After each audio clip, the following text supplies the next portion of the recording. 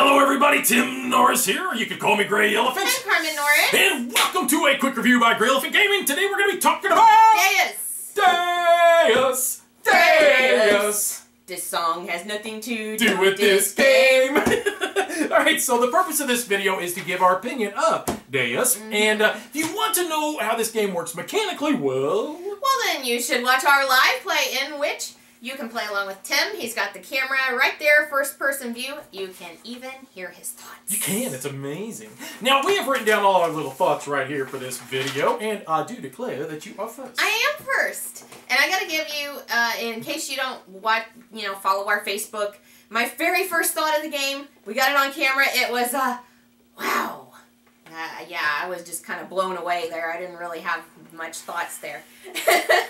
Well, I gotta say, my second thought of the game is that it's like a mixture of Imperial Settlers and Terra Mystica.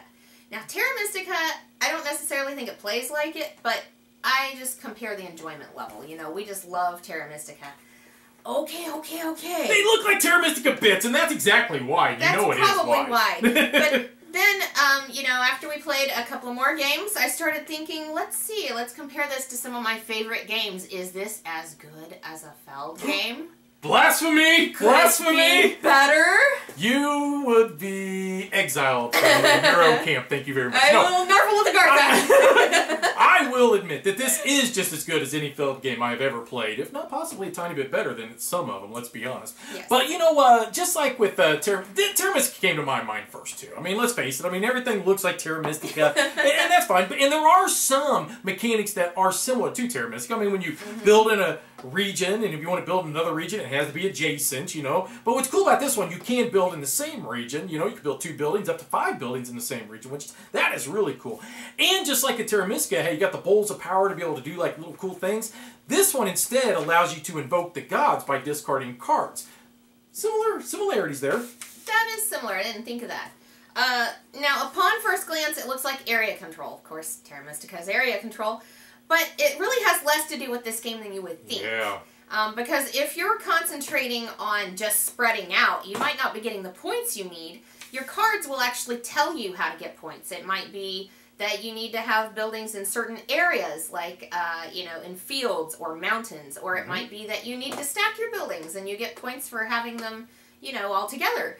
Also, conquering a barbarian camp is going to give you victory points. So that's the first thing at Gen Con that I noticed was, oh, well, then I just want to surround this barbarian camp, get the victory points. But if you're concentrating on that to win the game, chances are your opponent is getting victory points, in other ways while you're doing that. Yeah, and you talk about area control, and one of the best ways to try to control area is through your soldiers. Your soldiers, what I like about them is that you're not just placing them on the board and they remain in that one spot. You're always able to move them around and activate them, and this helps you that if you are going for like different regions, because maybe you're scoring victory points or resources based upon what type of regions you're controlling, these guys help you move to these areas to not only gain the area control, but also to set up a new base camp to be able to expand from there. True. Now, the mechanic that sticks out most in my mind isn't area control necessarily, but it's probably resource management. Because, hand management is a big part of the game. It's actually listed on Board Game Geek as, but that necessarily, I can have my hand all planned out, know what I'm going to do, and I'll glance over and I forgot that I needed clay, or I thought I had more gold than that, and, or I don't have the building to put on the board. So, yeah, so that can really mess me up. And that's happened to me, too. I don't think you're the only one. Now, the one thing I also love about this game is that I never feel like a turn is wasted. If I'm building something, or if I am invoking the gods, it always feels like I'm doing something actively to try to help my empire expand or grow. Because sometimes it can feel like in some games that, oh, I gotta have more cards, so I guess I'm just gonna have to do that. But when you invoke, you're getting so many cards back into your hand, it's always helping you to keep a constant rotation to be able to do more things, and creates more strategy for you. I find that there is a potential for a perfect hand. You can have all 5 cards, all planned out, play them all, and it's really cool if you can do that and not have to invoke the gods in order to draw 5 more cards. But, at the same time, you can have a game where you just can't get one of the buildings in your hand for most of the game. But that's not necessarily a bad thing. It forces you to use different strategies to where the game doesn't feel like, you know, a point salad where anything goes and you just have all these different possibilities. Well, good games force you into tough decisions, and this Right. one is doing just that. And one thing I do is, I think I love, this is the thing I love most about the game. I love that when you construct a building, you lay the card down and you're able to perform the action on that card. But it doesn't just end there. Because once you construct a similar building, you lay down the new card above the old card. Then you're able to activate both of them cards. And then it continues, and it just keeps continuously stacking. And then what ends up happening is that you're going to come up with these amazing combos, and you're like, wow, how did I just do that? You know? And it's so much fun and addicting.